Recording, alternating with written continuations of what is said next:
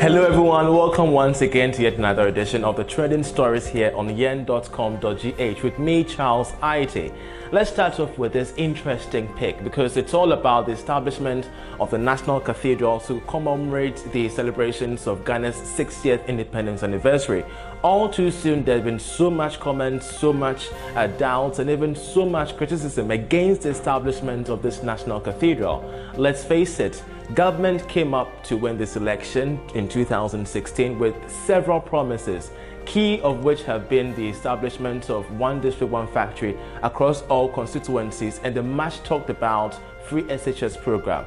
As it stands now, government is having serious financial issues making these projects work. So it gets us thinking, what is it with the establishment of this National Cathedral?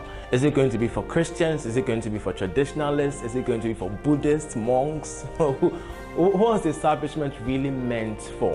And who are really their target audience? Because this has been the question that so many people are asking, especially those from the various religious divides. As well, there have been serious concerns regarding the establishment of this cathedral and the land on which it's going to be established. We do know for sure that we're going to be having several places, the passport office, the scholarship secretariat, and the residence of some 9 judges demolished just to have the establishment of this National Cathedral being a success.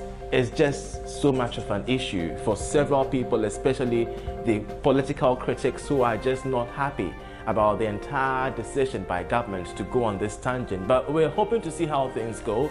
We're hoping to see if indeed the National Cathedral will be established successfully, and of course whether or not it will benefit the average Ghanaian on the street, because when everything is said and done, that's all that matters. And we shall be giving you updates as and when all these strands succeed. But let's enter into our second trending story, which is a very sad one: the death of the former UN Secretary General Kofi Annan, who died in Switzerland at the age of 80 years. Of course, we do not know the exact reasons for his death, but what we do know for sure is that his body is going to be transported here to Ghana on September 10th, after which we're going to be having the massive funeral ceremony. It's going to be a state burial, we are told, and several political figures, several world leaders, especially the current UN Secretary General, will be here in Ghana to, of course, pay their last respects to the former Secretary General. Kofi Annan is a big man. We've been talking about him time and time again, the contributions that he made to world peace and his capacity to broker deals between parties of conflicting interests. It's a very interesting personality. Of course, he was even advised to contest the elections in 2016. He turned that off.